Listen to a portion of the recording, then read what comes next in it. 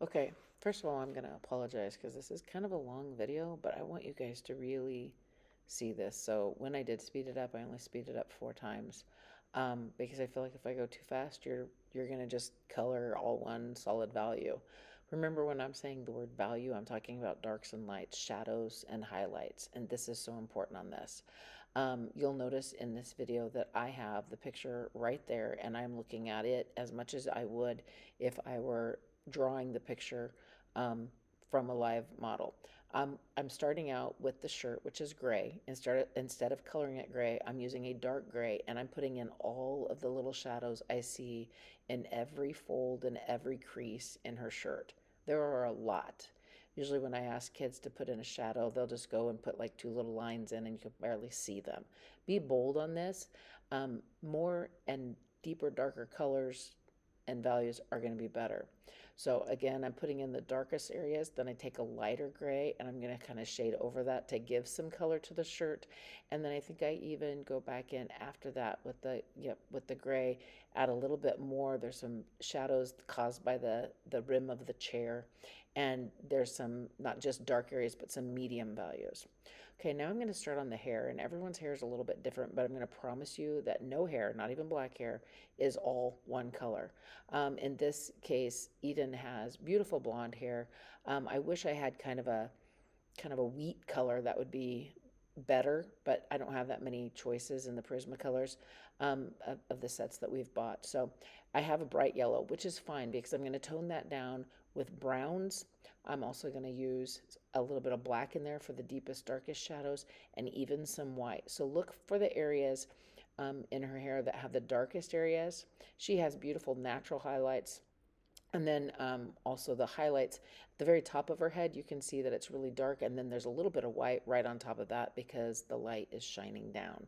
So pay attention to where you see darks and lights in whoever's hair you're doing, and use probably at least 3 colors when you're doing the hair. If you don't know what colors you should be using, come ask me or whatever. But this is how you're going to get more realistic. And I'm not drawing every strand. I'm just drawing the darks and lights of the hair using lines that are kind of curvy because she has a little bit wavy hair.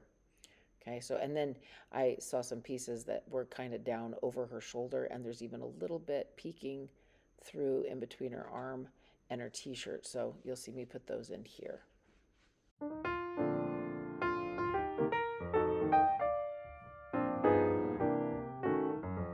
On the skin. I don't have a lot of colors for this either, but we can do a lot of different blending. So I'm just going to start with a basic kind of peach color on hers. If you need a different color, let me know. I do have some other skin colors. The problem is they're not Prismacolors, so they don't blend as well. So I'm looking again at the shadows. A lot of her skin overlaps, like she has one leg crossing the other. She has arms resting on top of her knee, which is bare. So how am I going to tell the difference of where her arm starts and stops and goes into her leg? Well, there's shadows. And the reason we can see those lines is because there's dark areas and light areas. So I'm going to blend some brown over the top of that to get a darker shadow on her arm. This is where I really, really want you to use my colored pencils because Prismacolors are made for this, and they will blend and you can layer them. So keep that in mind. Then I look at the shadows on her legs. Right underneath her arm, there's literally like a shadow of her arm on her leg that's kind of straight. You can see me making that there. And then the rest of it, you can kind of just see me go. And I'm constantly looking, where's the darkest parts? Where do I see shadows? Where do I see highlights?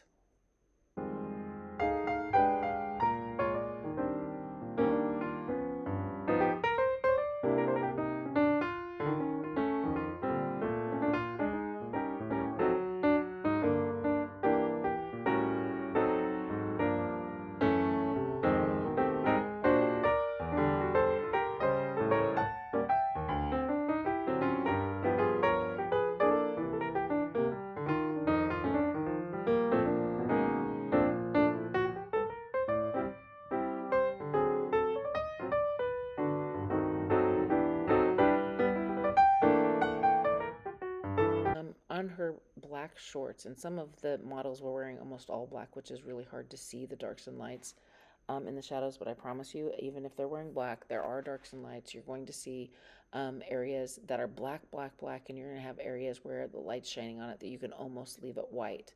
The problem is in the pictures that I've taken, you can't see hardly anything at all. So you're going to have to maybe talk to me about where most likely you would see a shadow. Maybe someone will be wearing black in class that you can look at them and kind of use that for a reference, even though it's not the same person that you were looking at when we drew these. But I want to see the lights and darks. And if you've already colored yours in, already black, and there's no highlights, you're probably going to be tracing your picture and starting again. I won't make you redraw it. I'll make you retrace it and then color it again because I want to see value contrast in even the black. I didn't have like a wheat color, an off-white or a light brown, so I'm just going to make the chair yellow. It works. You can always use a little creative license. I'm going to blend over that with brown. And there's a lot of details on the chair. Many of you probably didn't draw those, but when you start shading them, you're going to be able to notice the lip around the opening there and the shadows where that is. And then it has the chair has some different places that's kind of, I don't know, those lines I think are thicker plastic to help reinforce it, I guess. And then I will do a couple of the legs on this video of the chair, which are black, but even on those, I looked closely, you could see a white highlight, and I left that white on there. So make sure you pay attention to that.